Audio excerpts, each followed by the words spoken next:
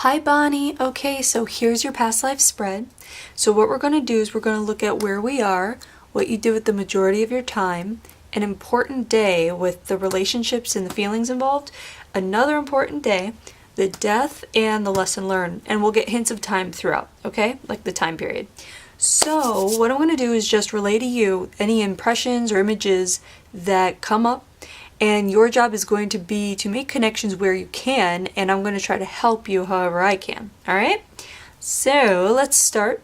And where we are is we're starting in Asia, and where I was pulled to immediately was Japan, and I was getting like images pop up of an officer in uniform. And I feel like we're going to World War II era, and what also was coming up was flying and planes.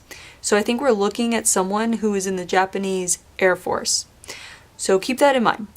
And how you can make connections, which with just that is one, do you have any, what's it called, like pull towards Japanese culture or history, food, just anything with Japan. It could be even how you might decorate your house, or photos. You look at them and you are triggered, or you really love them and you find out, oh, that's in Japan. So that's the kind of connections you could be making here. Also, if you've had any interest or even a utter dislike of World War II. So you can be very interested in World War II, even interested in aviation, seeing photos of pilots during World War II, or like, so you can like it, or you can totally dislike it, because this life we're looking at someone who is just incredibly involved in it. So your soul could be coming back in this life where you want nothing to do with it, you see? So you can make connections either way, in that kind of way. So keep that in mind, okay? Also, aviation, airplanes, that kind of thing. Alright, so what you do with the majority of your time here, it's interesting. It says life at sea. And so what, that can mean a lot of things. That can mean, the captain of a ship, or even like a fisherman, that kind of thing. But I really feel strongly like we're staying with aviation, and how I feel like that's life at sea is because I feel like we're looking at somebody who would take a lot of, what's it called, like practice flights, training. Like I feel like a lot of the training and a lot of your work took place over the ocean. So maybe you did flights where you flew over the ocean, you had to come back, kind of thing, like maneuvers. Also, I feel like we're going to be seeing you flying over the ocean later on when I was laying out these cards. So we're going to see what happens. But it can also be the fact that, Japan is an island. So it could be that you just lived all your life near the water. So how you can connect to that is, one, are you pulled towards the ocean? Some people like the mountains or the beach or whatever. Are you someone that likes that beach? Or is it the water itself? Maybe you're not even a beach person, but you like cliffs overlooking water, that kind of thing. Is your ideal vacation somewhere where you can relax by the water? Or does water just relax you in general? On the flip side, because of being like in a wartime near water, it could have put you off of water, just because, again, it could have been associated with like not good feelings. So in this life, it's like something like maybe you are scared of water. Maybe you're scared of, an unusual or unnatural fear of drowning. Like you have no reason to be scared of water or drowning, or boats going on, whatever it is. If you have that fear, that would make sense too. So keep that in mind, how that works, okay? So let me see if I can get anything else from this. I feel like they're showing me this guy at a certain age. It's like not past, it's like it's not middle age. It's young, but it's not super young. We're looking at a guy who's been doing this I feel like he's been doing this for like almost a couple of decades. And it's like he got into it really young. And it's almost like he got into this before the war started.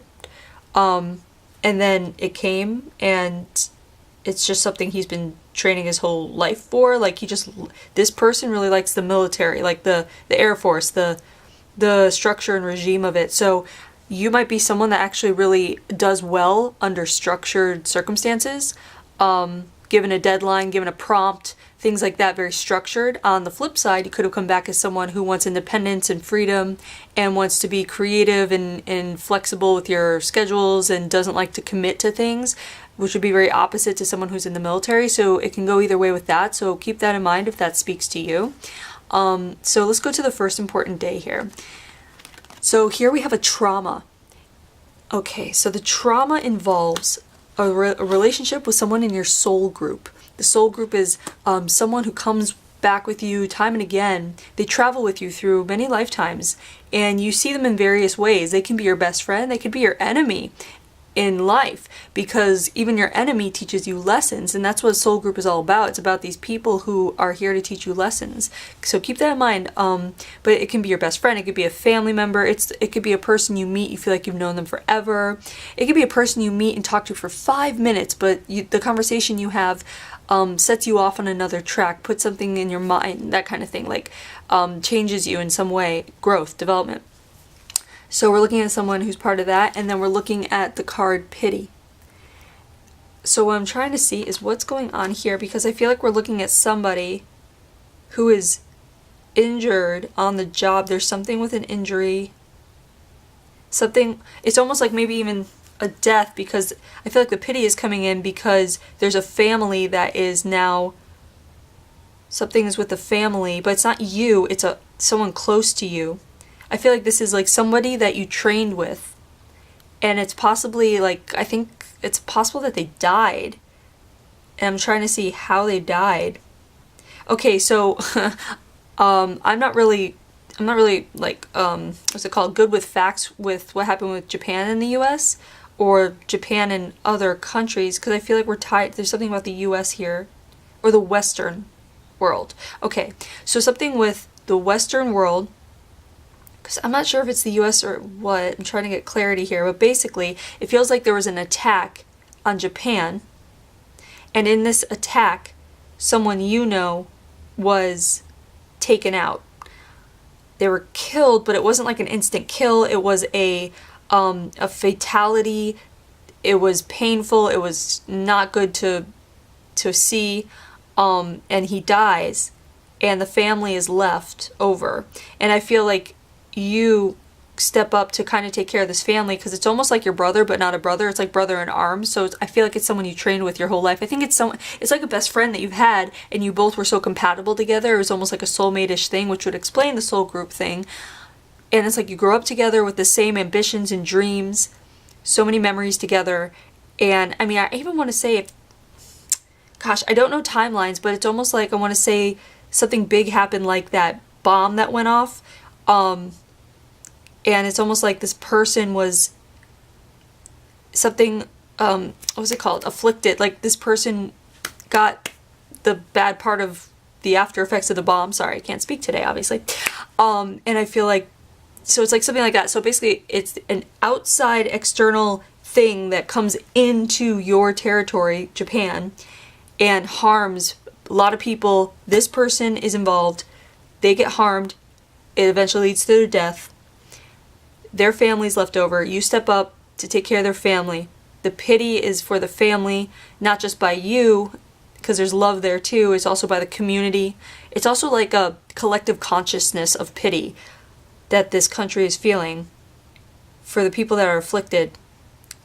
And I'm trying to see what's happening. So I mean, that's a trauma in itself, but it's a trauma to you because now you're having to deal with the loss of a friend, but also taking care of others. So there's a lot of the idea of putting your emotions back, not prioritizing your emotions for yourself, putting a wall up, numbing. So in your current life, you might be someone who is very good at handling situations or emergencies or very emotional situations where you're able to put your grief and fear and everything on the back burner so that you can step up to the plate and do what you have to do in the moment.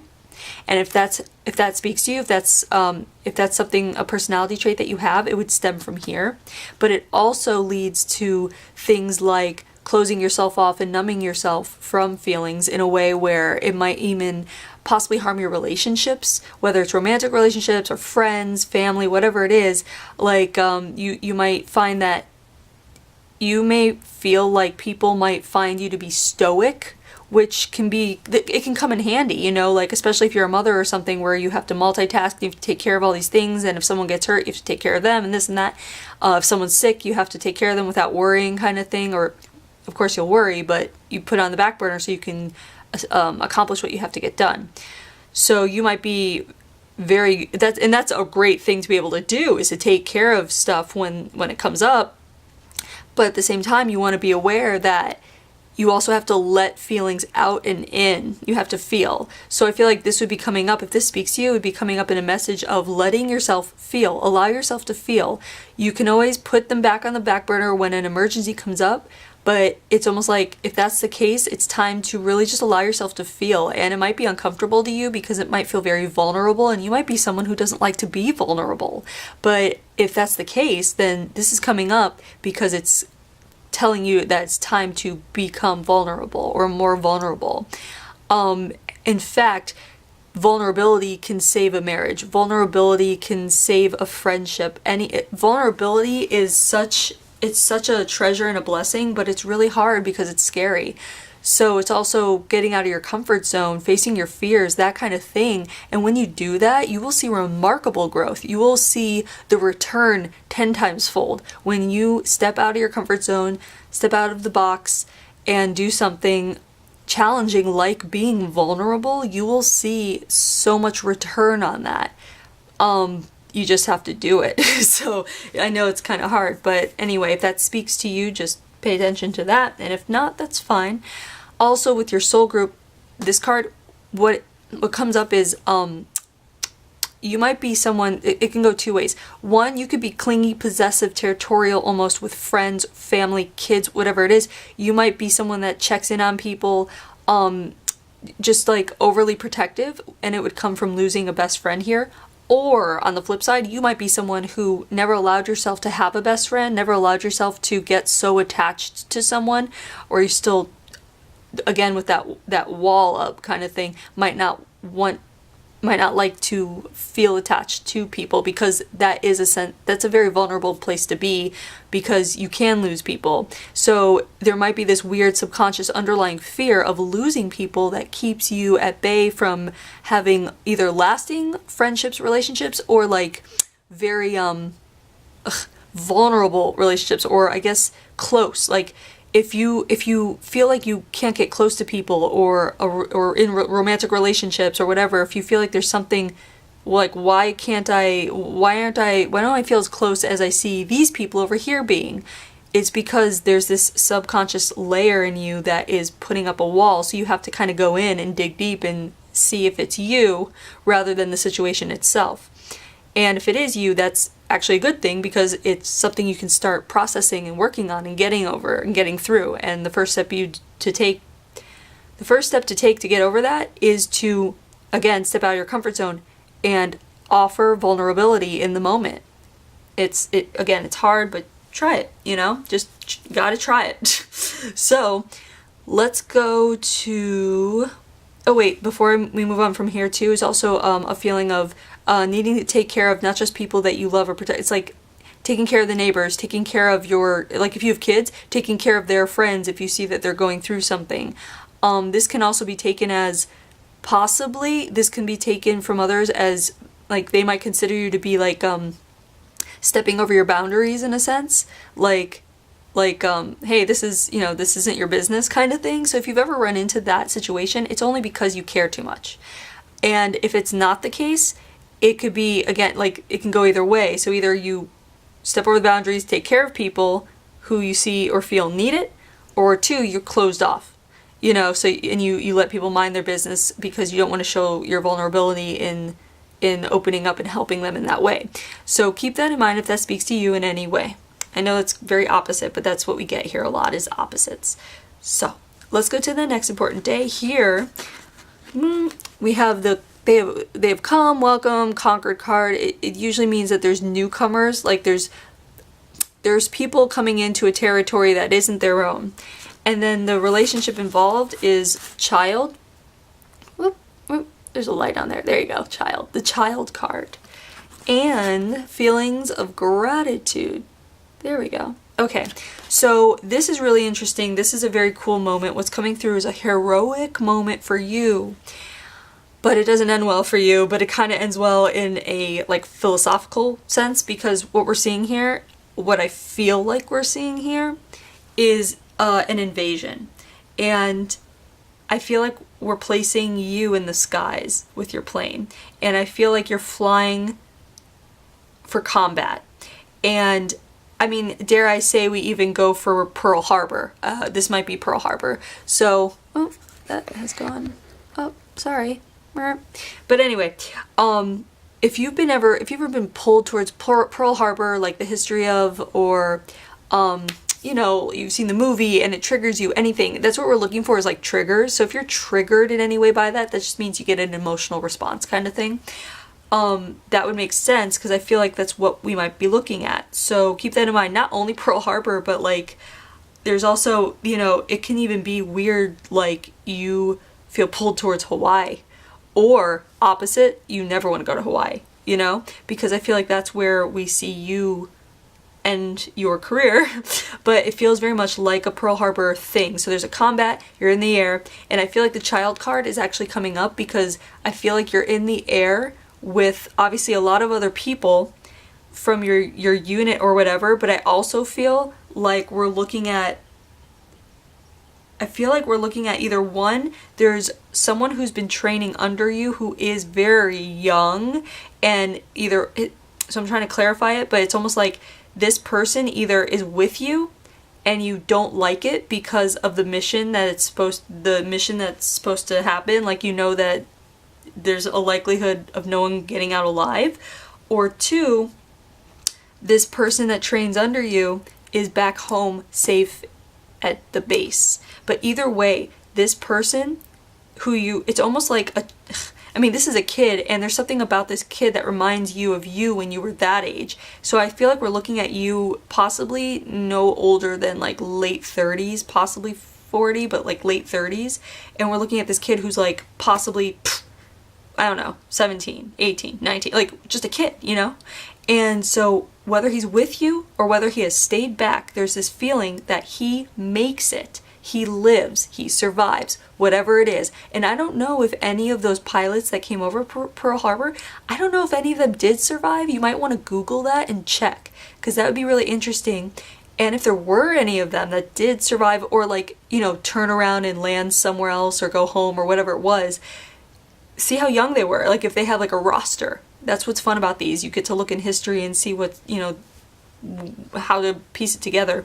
So this is a very good day, because even though there's like a disastrous feeling ahead, there is somebody that you really care for, even love, dare I say, because I feel like you don't have your own children because you've been busy taking care of other people's families, and you've been so busy with your career that I feel like you don't have children of your own. And I feel like this person under you that's been training with you for a few years now has become very close to you, and there's feeling of gratitude in his survival. So no matter if he was with you in the air or stayed back, this person's on your mind while you are going in combat. This person's on your mind, and their safety and well-being is on your mind, and there's this feeling of you knowing that they will survive, or there is safety involved here. So in the end of your life, there are feelings of gratitude that come out, and that levels your soul up. It always will, especially if it's your last thought. So we see someone level up in their soul in the last moments of their life, which is, there's a emotional feeling tied to that. There's something very like, just very like emotional, and it's like you knew, on a soul level, you knew that your whole life was leading up to this moment of leveling up, even if it's your last moment. So it's very, I can't quite articulate, it's just very emotional. And also the feelings of like this person being safe. There's something about the safety of this person makes up for the death of your friend. So in your current life, you might be someone that really cares for the youth, really cares for like the next generation, like wanting them to have the best hospitable upbringing so that they can like enjoy a peaceful, safe world. In fact, what's coming through might be even where you are very concerned about the environment, like ecology, like the environment, to have this planet safe for the next generation. So if that's a subject that triggers you or that you're passionate about, it would explain it here in your desire to like see the safety and care of the next generation, wishing that the next generation will never have to see the kind of combat or destruction that you witnessed in your lifetime. So you might be someone that's very all about peace and wanting safety, especially for the next generation and the youth. So keep that in mind as well, okay?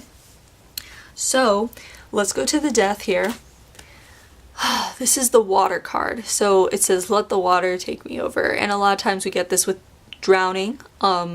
We get this in a numerous amount of ways, actually. It's kind of interesting what comes through with this one, but in this case we see water. It's interesting because it's a theme of your life. You're always by the water and you also die by the water. And it could be a drowning, but it's feeling more like you're dying right, basically like on the water, or it's like if this is Pearl Harbor, that would also make sense. The Hawaii island, the water's right there, it's an island. Also, island is a theme here, keep that in mind, island. If you're someone that likes the idea of going to the island, living on an island, even the weirdest thing, it can even be where you saw that show Lost, you know, and it has to do with the island. If you're triggered by like even the word island or the concept, the idea of islands, that can speak to you as well. But anyway, so if this does happen to be the Pearl Harbor thing, it would be where you don't make it, you're one of the planes that doesn't make it, and you die, pass, whatever, right on the water. I don't feel like it's I don't feel like we're looking at a drowning. I feel like we're looking at an impact death, but your last sight is water. That's your last sight. It's almost, they're showing me it's almost like where you're flying in, and even though you know your target, you turn your eyes away to the water, and that's your last sight. So keep that in mind as well, especially if you're not scared of water and you're looking for something therapeutic in your life, like what can I do to feel good when I'm feeling stressed out? I would say either one, go, if you're by water, go look at the water, or two, put on sounds of the ocean, like in your headphones, listen to the ocean, see if that's calming to you, you know, or even rainwater, just water. Water might be very therapeutic to you if it's not a fear-based thing for you. So keep that in mind. Now the lesson here is really interesting. This is the like mind, brain, strategy. It's that kind of card. It's like using your mind. And it's really interesting because that's what you feel like you signed up for your whole life here. You join the Air Force, the military, structure, rules, regulations. It screams rules and using your mind and using your brain and strategy. And it you know, when you think of the Air Force, the Army, whatever, military, you don't think of emotion. You think of these people as, I mean, yes, they're people and humans or whatever, but you think of them as these, it's their career people, I guess, that are trained in not using their emotion. They're trained in using strategy and following orders, right? But here we see this guy who has been basically in the Air Force his whole life, training his whole life, and the most impactful moments are not it's not when he's flying the plane, it's not when he's doing his job, it's when he's feeling the emotions of losing his friend, taking care of loved ones, feeling gratitude for the safety of this young person. So we're seeing that even with this very like structured, strategic-y kind of ordered life, the moments that matter are the emotional ones, are the ones that tug at his heart and soul. And I feel like that would speak to you.